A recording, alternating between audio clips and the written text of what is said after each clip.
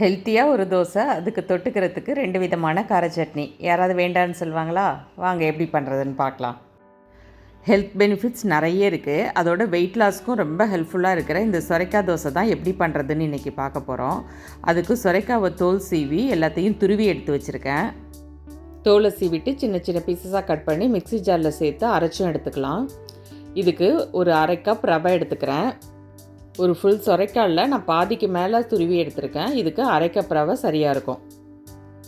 தண்ணி சேர்த்து ஒரு 10 நிமிஷத்துக்கு ரவை ஊறட்டும். ரவை ஊறினதும் அதில் 1 கப் அளவுக்கு அரிசி மாவு சேர்த்துக்கலாம். இதுக்கு 3 கப் தண்ணி சேர்த்துக்கிறேன். தேவைப்பட்டால் கூடுதலாக கூட தண்ணி சேர்த்துக்கலாம். இது நம்ம கிட்டத்தட்ட ரவை தோசை பதத்துக்கு கொஞ்சம் தண்ணியாக கரைச்சி எடுத்துக்கணும். கரைக்கும்போது லைட்டாக அரிசி மாவு கட்டிப்படுற மாதிரி இருக்கும். கண்டினியூஸாக கலந்து விட்டுக்கிட்டே இருங்க. கடைசியாக நம்ம தோசை ஊற்றுற பதத்துக்கு கரெக்டான கன்சிஸ்டன்சிக்கு வந்துடும். பாருங்கள், மாவு இந்த பதத்துக்கு கரைச்சி எடுத்துக்கோங்க. எவ்வளோ தண்ணியாக கரைச்சி வச்சுருக்கேன் பாருங்கள். இது மாதிரி இருந்தால் தான் தோசை ஊற்றுறதுக்கு கரெக்டாக இருக்கும். துருவி வச்ச சொரைக்காய் எல்லாத்தையும் மாவோடு சேர்த்து கலந்து விட்டுக்கோங்க. 3 வெங்காயத்தை பொடியாக நறுக்கி வச்சுருக்கேன். அதையும் இது கூட சேர்த்துக்கலாம். 3லேருந்து 4 பச்சை மிளகாவையும் பொடியாக நறுக்கி சேர்த்துக்கோங்க. ஒரு சின்ன துண்டு இஞ்சி அதை துருவிட்டு சேர்த்துக்கலாம். கொஞ்சமாக கருவேப்பிலையும் பொடியாக நறுக்கியே சேர்த்துக்கோங்க.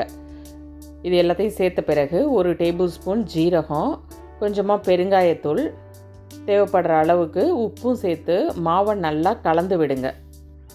எல்லா இன்க்ரீடியன்ஸையும் நல்லா மிக்ஸ் பண்ணதுக்கு பிறகு பார்த்திங்கன்னா மாவு முன்னாடி இருந்ததுக்கும் இப்போவும் டிஃப்ரென்ஸ் தெரியும். முன்னாடி மாவு நல்லா தண்ணியாக இருந்தது, இப்போ பார்த்திங்கன்னா கொஞ்சம் திக்காயிடுச்சு.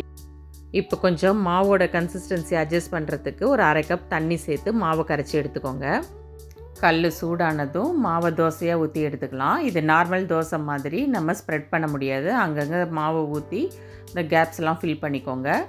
2 டீஸ்பூன் எண்ணெயும் சேர்த்துக்கோங்க. நான் இதில் கொஞ்சம் 3 டீஸ்பூன் எண்ணெய் சேர்த்துருக்கேன்.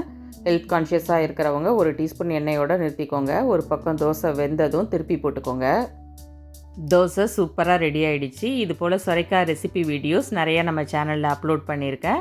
விருப்பப்படுறவங்க செக் பண்ணி பாருங்கள். தேங்க்யூ.